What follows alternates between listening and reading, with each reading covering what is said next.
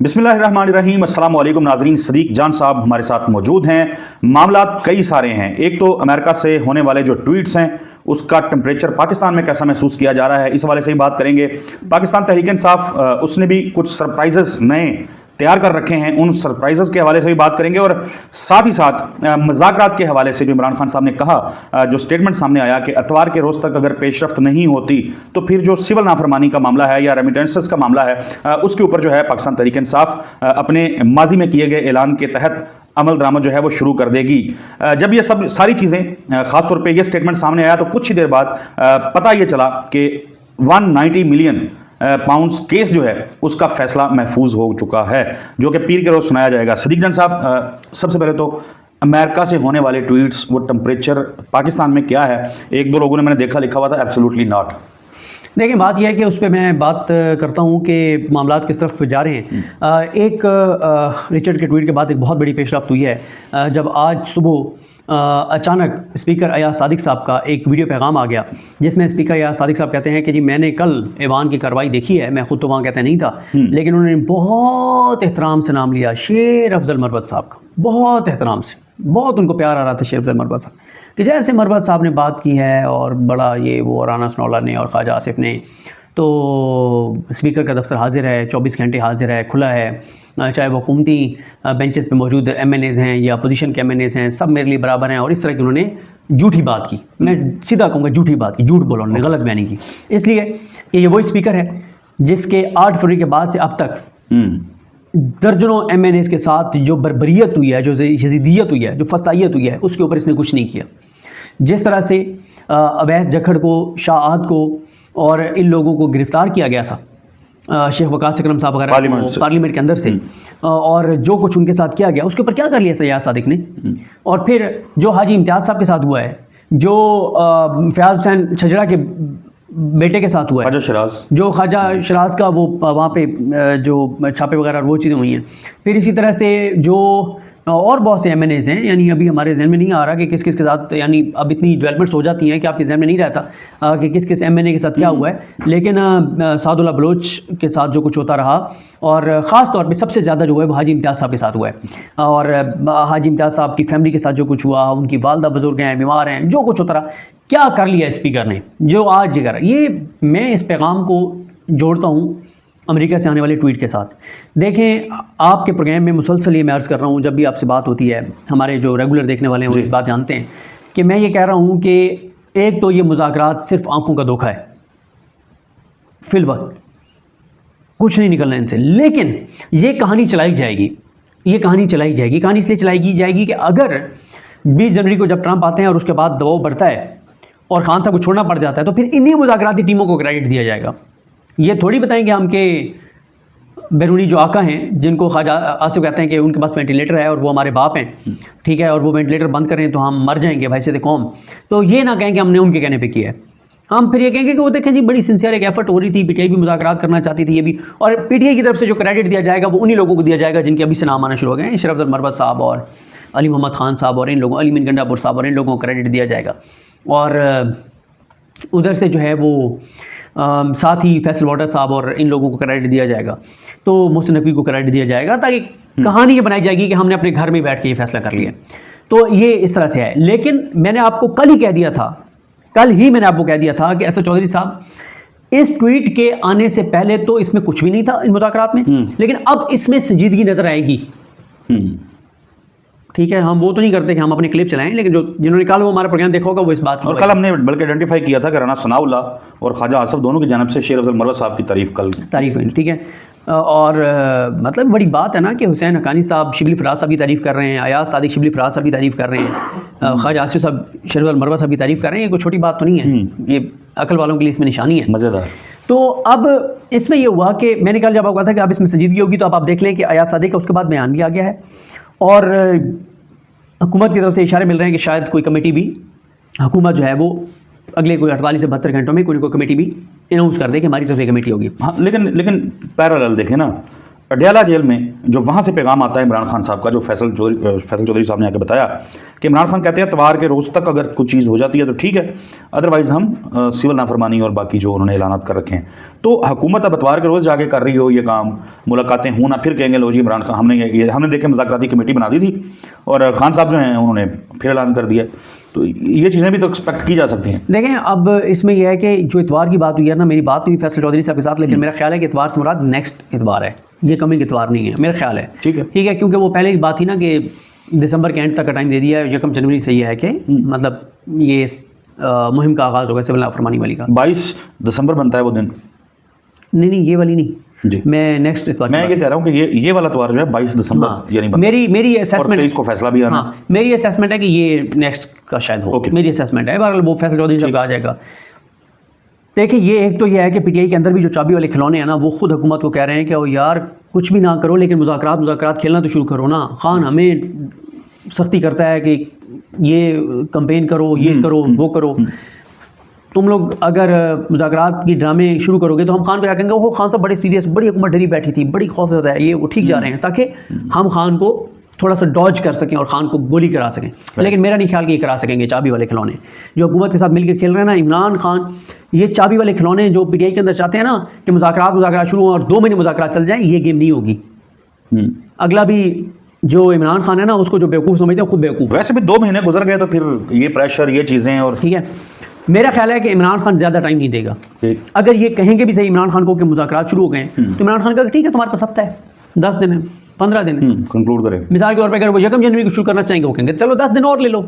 लेकिन ये अगर पीटीआई के अंदर कंप्रोमाइज लोग हुकूमत के साथ जो मिल के खेलने वाले हैं, जो हुकूमत से अपने काम भी पसे पर्दा करवा रहे हैं, जो फैसल वार्डर से भी मिलते हैं, मुलाकातें करते हैं, ठीक है, जो पुलिस के अफसरान से जाके और मिल लेते हैं, वो अगर ये समझ रहे हैं कि वो इमरान खान को इस ट्रक की बत्ती के पीछे लगा के और गोली दे देंगे, तो वो फिर इमरान खान को जानते नहीं हैं।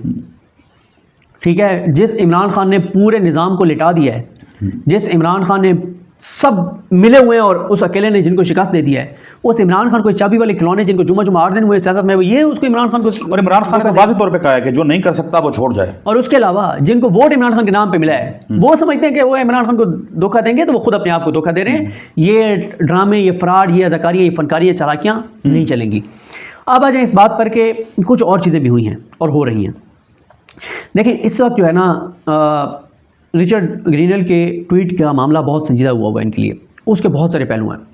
पहला पहलू तो यह है कि आपने ये नोट किया होगा कि उसके ट्वीट के रीट्वीट हैं 45,000, 78,000 उसके रीट्वीट लाइक्स हैं और 9.3 मिलियन यानी 93 लाख व्यूज़ हैं। 93 लाख जी, 93 लाख यानी ये अगर आप इस हुकूमत का करें ना मुआवजना, यानी अगर आप देखें कि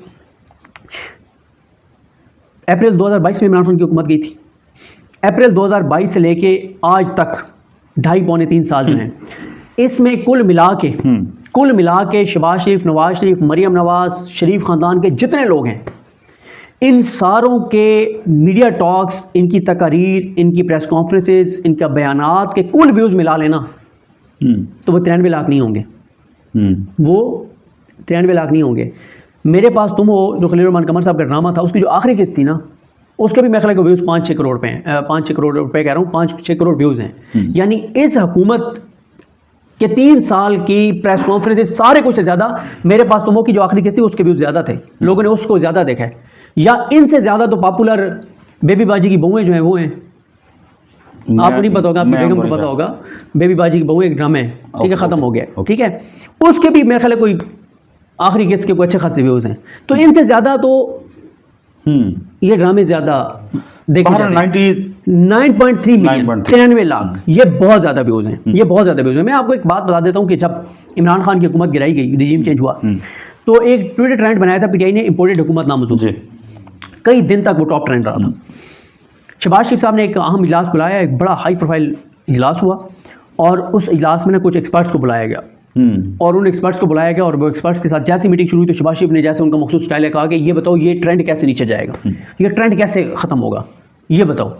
और उसके लिए हुकूमत ने कहा यार जो कोई पैसे लेना चाहता है, जितने पैसे को लेना चाहता है एक्सपर्ट, इसका तोड़ में बता दो कि ये ट्रेंड नीचे कैसे जाएगा। और फिर इन्होंने पैसे दे के पीटीआई के अकाउंट्स को कुछ अकाउंट्स ने पीछे लगाया, उन्होंने कुछ उसके चेंजिंग्स करके की कि ताकि कंफ्यूजन फैल जाए, कुछ लोग इसके ऊपर ट्रेंड, ताकि वो ओरिजिनल ट्रेंड नीचे आ जाए। इस तरह से तो इनको मतलब जाली पीटीआई का बेस पहन कर और इनको ये करना पड़ा। अब इनके लिए ये मामला इसलिए ज़्यादा है कि एक तो देखें रिचर्ड की जो ट्वीट है ना, इसमें मसला ये है कि एक तो उसको अंदाज़ा हो रहा है कि यार ये मामला पाकिस्तान का कितना हॉट इशू है, फिर वो ट्रंप के इंतहाई बाएतमाद साथियों में से है। और जैसे बैरिस्टर साद रसूल साहब ने उस दिन कहा कि ये वो बंदा है जो रोज़ाना ट्रंप से 2-3 बार बात करेगा, यानी ये उसकी काबीना का वो बंदा नहीं है जिसको शायद ट्रंप महीने में 1 बार मिले या 2 बार मिले, नहीं, जिसको ट्रंप ने स्पेशल मिशंस के लिए स्पेशल एनवॉय लगाया है। यानी जहाँ जहाँ दुनिया में अमेरिका फंसा हुआ है, अमेरिका की जान फंसी हुई है, अमेरिका मुश्किल में है या अमेरिका के लिए उसकी वजह से मुश्किलात हैं, या जहाँ अमेरिका का पैसा लग रहा है जो बहुत संजीदा मामला अमेरिका के लिए, उसके लिए लगाया है। इतना तो बाएतमाद साथी है उसका। वो बराह रास्त अपने ट्विटर के जरिए देख रहा है कि पाकिस्तान में 93 लाख लोगों ने मेरा व्यूज़ देखा है, ये 93 लाख लोगों ने मेरा ट्वीट देखा है और 45,000 लोगों ने रीट्वीट किया। एक तो उसको इस चीज़ की शिद्दत का मजीद पता चल रहा है, दूसरा उसके जो काबीना के साथी हैं, यार चौधरी साहब, हम भी जब बैठते हैं आपस में, हम कहते हैं यार फलाने टॉपिक पे मैंने वीडियो की, यार बड़े लोगों ने देखी है, मैं तो समझ रहा था कि ये लोग नहीं देखेंगे, वो फलाना यार वो उसने फलानी टॉपिक के ऊपर की उसकी बड़ी वीडियो चल रही है, ये होती है बात। तो ये क्राइटेरिया होता है देखने के लिए कि फलानी चीज़ में किसका कितना इंटरेस्ट है। अब आजकल आप याहिया अफरीदी साहब की तस्वीर लगा के नाम लेके के वीडियो करें, 1000 व्यूज़ भी नहीं होंगे, और वो जो 1000 लोग देखेंगे उनमें से 150 कम से कम आपको चौधरी साहब वो गालियाँ देंगे जो आप कहेंगे यार ये तो गाली मैंने आज तक किसी ने नहीं कढ़ी सन। वो कहेंगे यार क्या हो गया चौधरी, कोई अकल को हाथ मारो यार, कोई बात है करने वाली, तुम याहिया अफरीदी को लेके बैठ गए हो, यही काम है तुम्हारे पास करने वाले। और उसके बजाय आप बिस्मिल ड्रामे के ऊपर एक रिव्यू कर दें, कम से कम 70-80 हज़ार लोग देख लेंगे। याहिया अफरीदी साहब को 1000 भी नहीं देखेंगे, बिस्मिल ड्रामे के ऊपर 70-80 हज़ार लोग। हाँ, लोगों को जब उम्मीद ही खत्म हो गई और लोग तो बिल्कुल गुस्से में आ जाते हैं, तो लोग नहीं देखेंगे, उल्टा आपके ऊपर रिएक्ट करेंगे, आपको गालियां देंगे लोग, आपको देखने वाले आपको गालियां देंगे, यार अजीब बात है चौधरी, तुम याहिया अफरीदी को लेके बैठे हुए यार, बात है करने वाली। तो एक उसकी वो भी बता रहा होगा यार ये पाकिस्तान का बड़ा सीरियस मामला है, मैंने ये ट्वीट किया और ये मामला हुआ है। और इसी तरह से आप देखें ना, जो इंटरनेशनल मीडिया है, अब इंटरनेशनल मीडिया भी ये देख रहा है कि यार 93 लाख व्यूज़ इसने इस चीज़ के ऊपर ट्वीट किया है। और इसके ऊपर इसके ऊपर मैं एक चीज़ आपको बता दूं कि हुकूमत को ये कम्युनिकेट किया गया है, हुकूमत के लोगों को जो मेन लोग हैं, एक 2-3 इमारतों में इजलास हुए इसके ऊपर कि भाई गेम क्या है, क्या करना चाहिए नहीं करना चाहिए। तीनों जगहों से ये आया कि मेन अहदेदारों में से कोई इसके ऊपर रिएक्ट नहीं करेगा, कोई इसके ऊपर ट्वीट नहीं करेगा, कोई इसके ऊपर बात नहीं करेगा, क्योंकि हम नौकर हैं, नौकर की तनख्वाह की गुलाम है। ये तो खुद कहते हैं कि हम वेंटिलेटर में हैं, ये तो खुद कहते हैं कि अमेरिका बाप है। तो ये एक तो ये इनको कम्युनिकेट हुआ कि कोई बंदा जो है वो इस पर रिएक्ट नहीं करेगा। फॉरेन ऑफिस को कुछ सवालात भेजे गए हैं, लेकिन फॉरेन ऑफिस ने अभी तक किसी सवाल का जवाब नहीं दिया, इसके ऊपर कोई रिएक्शन नहीं दिया। लेकिन कल यानी अब जब आपकी लोग वीडियो देख रहे होंगे तो दिन तब्दील हो गया होगा, बल्कि हो चुका है।